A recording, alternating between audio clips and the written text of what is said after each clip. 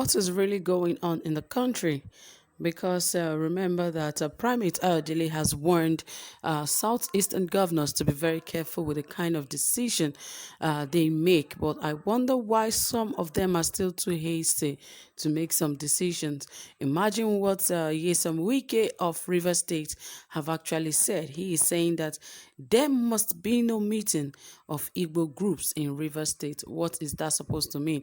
Even if the Igbos are in any other part of the country, they are also allowed to have meetings in any part they wish to have their meetings. I wonder why he's now banning Igbo meetings in River State. What is he trying to bring out of this?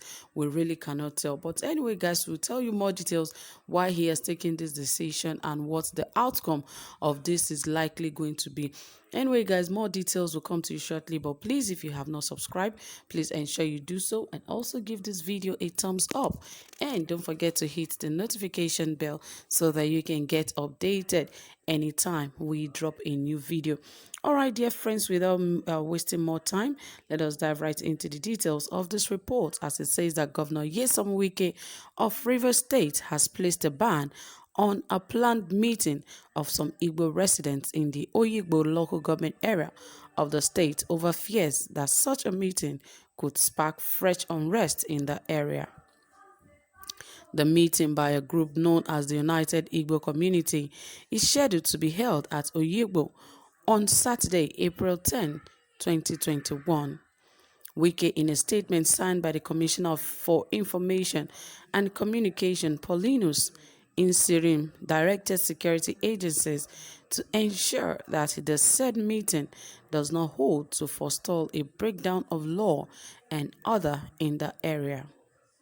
Oyigbo local government area, which shares boundary with Abia State, is considered a stronghold of the indigenous people of Biafra IPOB.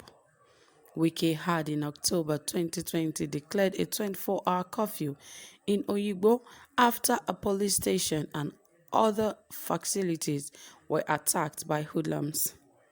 The governor claimed that Rivers won't allow troublemakers to take the laws into their own hands and use the protest period to commit anarchy. Wike also declared a 50 million naira bounty on a leader of the pro-Biafra group, Indigenous People of Biafra in the state, Stanley Ngbere. Wike accused Ngbere of leading members of the band IPO to cause recent violence and destruction of lives and property in Oyigbo local government area of the state. Obviously, what Wike is trying to say is trying to bring more division into that area, because for me, I don't see any reason why he has to stop any group meetings that do not pose threats in that environment, except he has first-hand information that this group of people are not the kind of people that should have a meeting in whatever area they want. But saying they should just ban the meeting by a group of people is not correct, you understand? Because really, majorly, most of the Igbos, they normally have their meetings once a month, and in most states, not just in River State, in most states, they have their meetings. I wonder why this is different. Perhaps what Wike is trying to say is because he is saying that he does not want any form of unrest in River State. Remember that recently the Southeast has been a major place of attack, and you know what happened in Imo community, and not just the alone, Ebonyi community, and even Abia, you know, and even Anambra. So really, in recent times, there have been a lot of attacks on the Southeast. So, and he is just trying to be careful, though I understand that, but it is still not enough reason for him to just call a halt to such a meeting that is supposed to hold Saturday, that is 10th of April, because that alone can also raise another dust, and people will be like, why is he saying we shouldn't hold a meeting? And another problem have started from there. So really, I think even if he has to stop such a meeting, he should first find out what that meeting is about, who are the people who really wants to hold the meeting and what they are holding the meeting for. If he can really find out all of that, then he can now make the decision if they should continue with the meeting or otherwise. But if not, I really don't see why he should stop any group from having their meetings, because Imo State, Abia State, Anambra State, Ebonyi State have been under serious siege.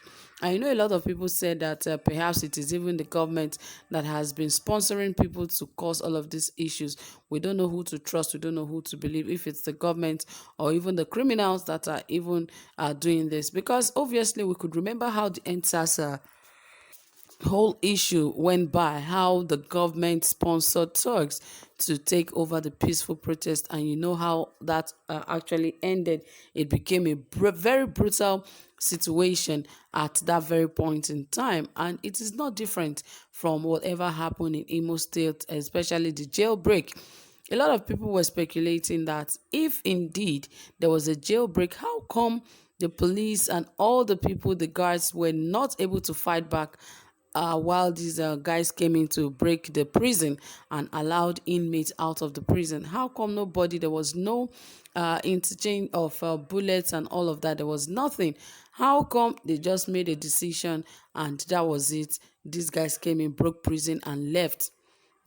And another thing, the government has been coming around to fight the indigenous people of Biafra in most of the states, saying that these groups of people are people that are not supposed to even be alive. Okay, let's say you are releasing airstrike, you are doing this, you are doing that, causing attack here and there. The northeast that have been seriously under attack, what has been done in those areas? Or what are we trying to prove? Because now you are fighting against people that you can see, people that agree that they exist. And they are telling you their intention is not this. These are their intention. They've not even kidnapped anybody. They've not done any evil. Yet you are sending the whole battalion to go after them. And yet the real enemy is out there terrorizing people, and yet they keep chasing shadows. These are some of the challenges we're having in this country that has to be straightened out.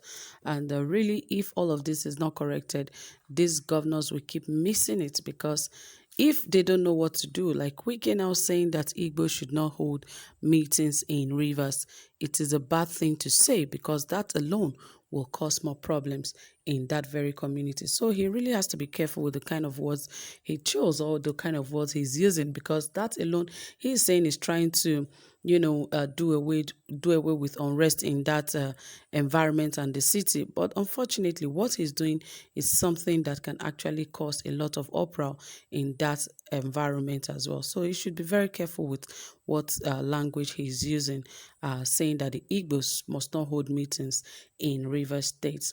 Anyway, that is for him. I don't know why he said that, but of course, he said just to avoid unrest in river states. But all the same, guys, you've heard it all. Thank you so much for listening. Whatever you have to say, please drop it in the comment section.